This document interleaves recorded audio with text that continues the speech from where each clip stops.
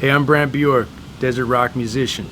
I've been making stoner records since 1991. When I'm not making my own music, one of my favorite things to do is relax and listen to old vinyl records. My name is Ryan Goot. I've been smoking weed as long as I can remember and playing music just as long. We're here to check out old records, really good weed, and see what comes together to make the best of both worlds. This is my home, this is my studio, this is my zone, and this is Records and Reefer.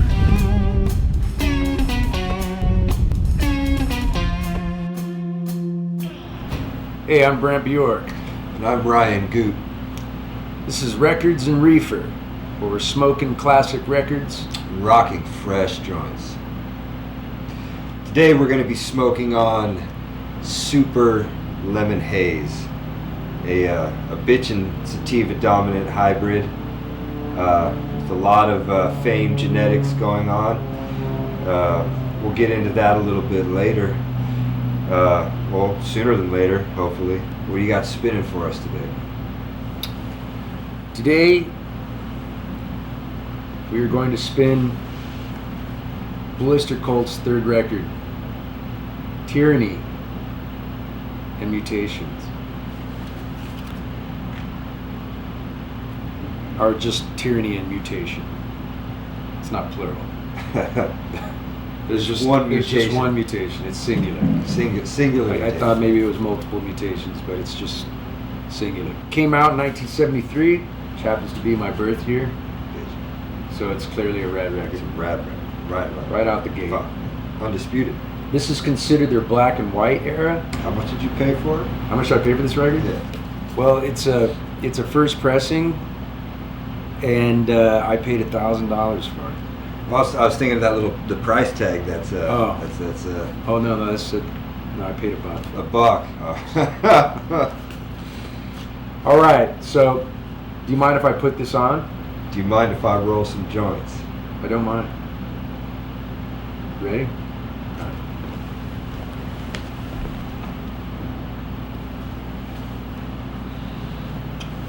Well, it definitely smells like a lemon. This first song on the record right now, Red and the Black. It's a great upbeat number and great track to open a record with. They spanned eras. Not just one. They first formed in the late 60s. They were called Soft White Underbelly at the recommendation of Richard Meltzer, I believe. Maybe not. But they decided to call themselves Oyster Cult. I think they put their first record out in the 70s, maybe. So they're kind of coming out. I kind of call them they're like an Altamont band, you know, like Altamont happened, and I think the hippie thing's over. We're gonna get right into some crazy heavy rock and roll. And I always liked Oyster Cult, good American rock band. And again, had a sense of humor like ZZ Top, you know, great sense of humor. Very stony band, and they made records like into the '80s, and I think they're good. I think their sense of humor carried them through various eras well. Would you consider yourself any part of your writing when you're?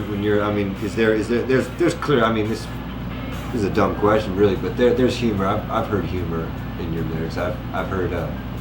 Would you say that that's something that's maybe stuck with you? For humor, I mean, look, I'm not a comedian. I'm not like a funny guy, but like, I think rock and roll should be fun, man. And I like rock bands that have a good time. When I hear a song that I've never heard before, or I stumble upon a live band that I'm not familiar with, if the particular band or song makes me instantly start cracking up, I believe that it's positive and good. To me, that's the ultimate result. Like, you know, even when you hear something that's just so insanely rad that you have to laugh, dude. So that's humor is a powerful thing. It's not always a slapstick situation. It's like I'll see bands and be like, I'll start cracking up like they're fucking ripping. That's insane, and it makes me laugh. So humor is definitely important. It's all over my music, whether people pick up on it or not. And you know, all great artists and bands have a sense of humor. The Beatles had a great sense of humor. Even Hendrix, man, in between songs, you know, he's always kind of cracking these little jokes or making little innuendos. The Stones had a sense of humor. The Ramones had a great sense of humor. You know, bands that take themselves too serious, it's just like, do you think Pink Floyd has a sense of humor? Hard to think not. I've seen interviews which lead me to believe for sure those guys are pretty witty, smart. They're making jokes. That's one thing I love about being on the road though, with your friends, with your bros, when you're playing music together is during that other time, for me at least, during the downtime, during the travel, the parts that nobody sees, how much, you know, just go, hurry up to just sit, you know. The one thing that really gets me through it is listening to everybody cracking jokes, making, like, it's all fun. It's constantly, I mean, your bro, now my bro, Wheeler, I think he's the master of that. Like he's so sharp, you know, guys like that who can really pull from right in that moment, pull out all that comedy. That's like, it's comedy, but it's insight to life. It's maybe laughing at bad mistakes or bad decisions from before, maybe, but somehow that process of laughter and looking at it in a not so serious way, it brings out a certain element of the music. I think is that am I touching on what you're getting at there? It's a real how's that taste? Did I achieve it? How's that taste? That cheap. Well, yeah, man. In the desert, you know, some of the funniest guys I've ever known were dudes I grew up with. Chicks too. Yeah. In the desert, hilarious. I mean, the desert breeds a certain type of humor, a certain type of personality trait that I think is an extension of that environment, where you can't. I mean, you look around at each other and you're like, we're in the middle of a fucking desert. This is a joke. You know, this is a freaking joke. Right. So you just make the best of it. You know.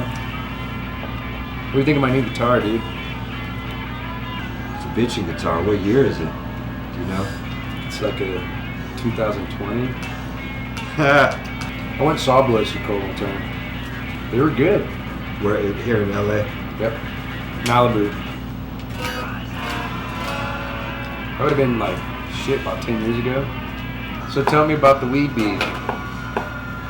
Just seems there's who did what with what strains and who gave who what. Cred Wars. Cred Wars. Yeah. Who's really responsible for this fantastic genetics? You know, all these fantastic strains, these new strains. It's pretty fascinating to me that it's so mythical anyways. Like, nobody knows where any of the weed came from, really, right? Like, when did weed first start appearing in human history, that kind of thing. But yet, you know, all these new strains are the first joint. Who smoked the first? Someone smoked the first joint. Dude, I think they were in the camp. They had to have been in the cave harvesting their hemp for their materials, because they had already used the plant to fasten their things together, and maybe even some of their sails at that point.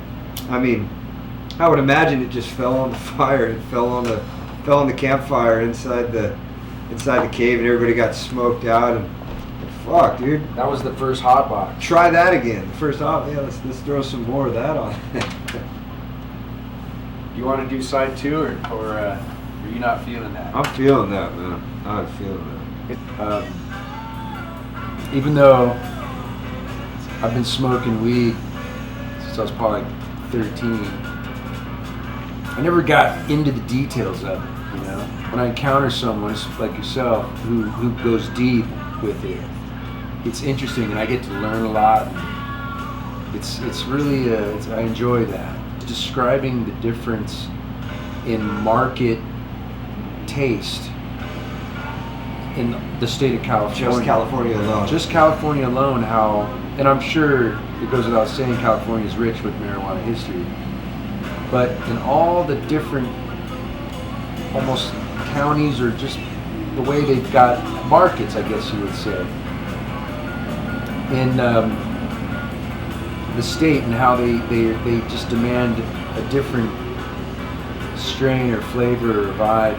Mendocino and Humboldt in the north, and then the Bay Area likes a certain something.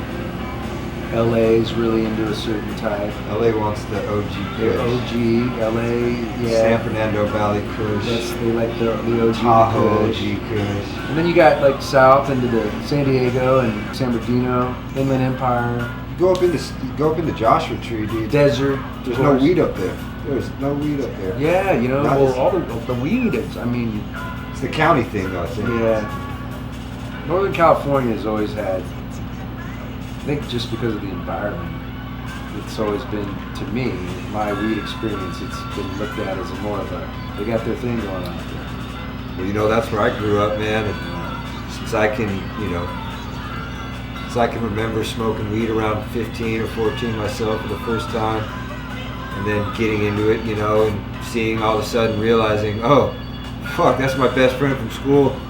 Oh, his parents were total stoners. They've been growing up the whole time. Never knew, never would have thought until certain things start to make sense. Certain things start to become apparent. I mean, I'm lucky to know just a little few people that I do, who've done their share of genetics, breeding. Now, Trainwreck, what was once maybe the most, everyone wanted Trainwreck, right? Like, yeah, I tried that up in Humboldt one time when I was living up there in '94. No more Trainwreck. It's all cross. Yeah, the train wrecked. Trainwrecked. No, I tried it one cool. time, man. I pulled the car over. I was like, yeah, I'll walk. Yeah. Shouldn't be operating heavy machinery. Do you think Oyster Colt smokes weed? Fuck. I bet you if they were here right now, they'd partake with this. It's like there are a lot of former stoners, people who are they're so stoned that maybe at some point they stopped because, but do you think, so I have a feeling like for me, I'll never stop smoking grass. I just don't, it's not because I don't want to, and it's not because I don't not want to. Or how am I saying that? Like, Well, I think well. because it was illegal for so long, it curbed a lot of people's habits, or desires.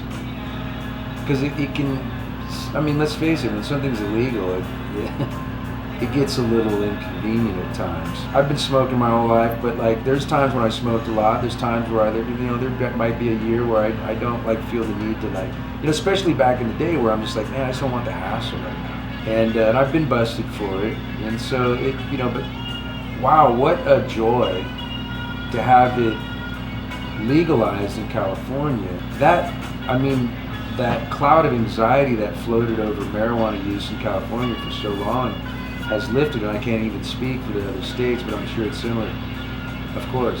I saw some chick walking down the street the other day. She was singing and dancing and twirling around, and I was like, what? And she looked around, and she waved at me. I was like, whoa, what the fuck? And then it was like, I remembered, like, oh, that's right, weed's legal, man. She's just stoned to the bone. She is stoned. She's just stoned, and she's stoked it's Tuesday, and she's just fucking on her way to some other place that's probably equally as cool as where she's at. That's cool, but then you were mentioning the other day at the beach that some tax dollars might be going in the direction of things that aren't quite as cool. And how concerned should we be about that in relation to our joy that the weed is now legal in California? So there is a reality to this all.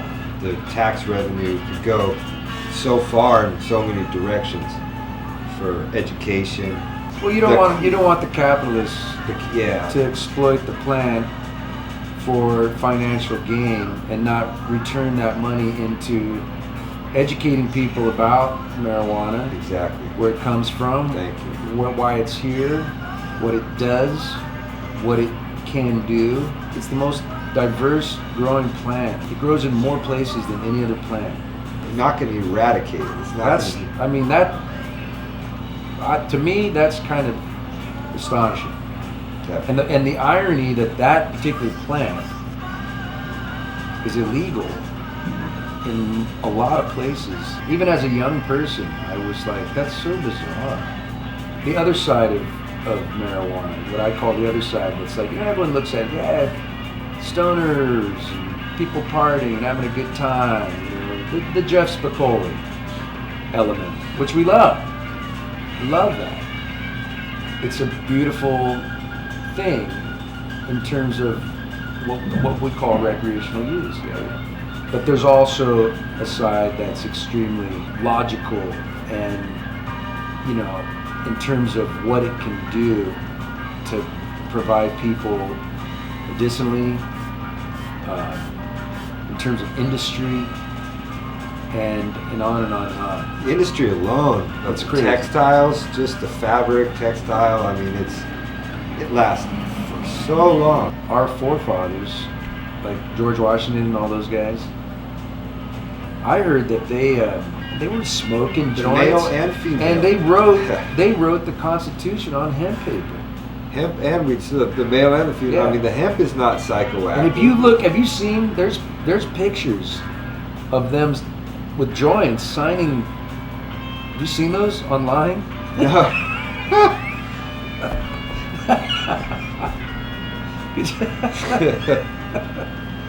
That's so stupid. Dude, you'll see anything online, dude. Trust me, bro. If it's in your head, it's online, dude. Hemp for the war, that was a thing. Grow hemp for the war. Yeah. How does that change so quickly? Well, racist laws of 1937, the Anslinger onslaught or whatever you want to call it. I mean, fuck. Those people are doing that and having fun and getting down, and we already don't like them? Oh, shit. Well, let's Rocky shut Erickson's that story, right? I mean, you talk about a weed tragedy. Rocky Erickson from the 13th Floor Elevators. I mean, he had a hit song and an amazing voice and a great performer and a bitchin' band, Texas dude. And he got popped with a joint in the 60s, and the Texas lawman was not having marijuana in the state. He didn't care if you could sing and dance. And he got busted, Rocky Erickson, and he went into a psych ward because his lawyer pleaded insanity. And they said, right on, well, we'll just put you in the psych ward. And he went through a rough spell, That's dude, insane. for a long time. I mean, he insane. went on to make some great, amazing music after that. Yeah. Because he's just a wonder in terms of song and sound.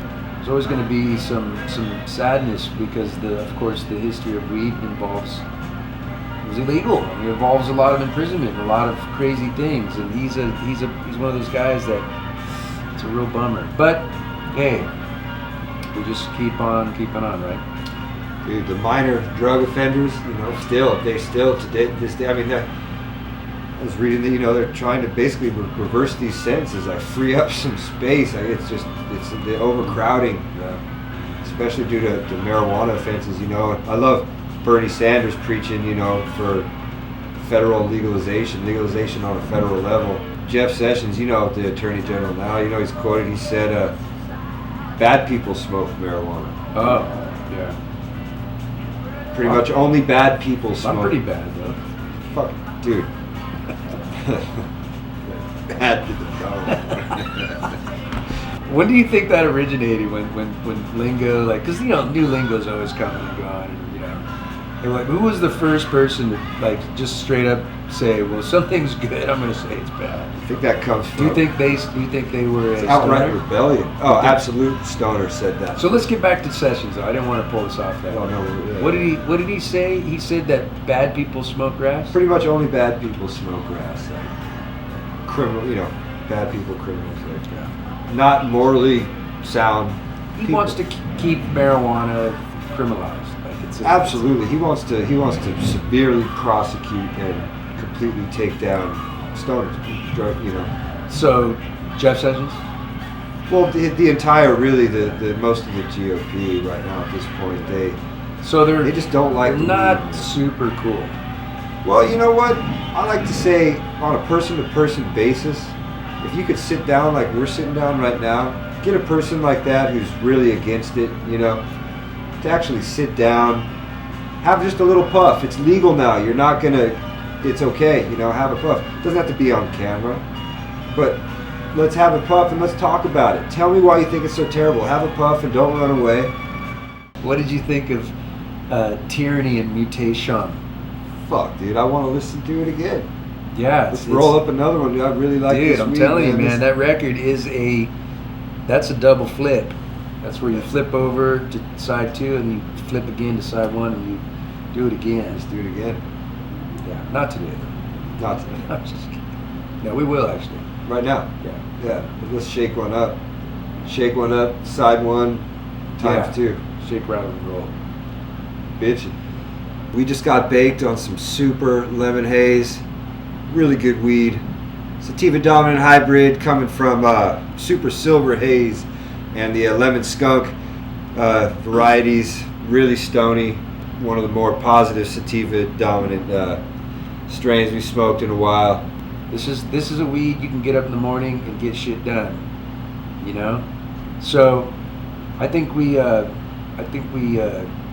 it happening today. Yeah. So right on. All right. I'm Brant Bjork. That's Ryan Good. And this is Records and Reefer. We're smoking classic records. And rocking fresh joints.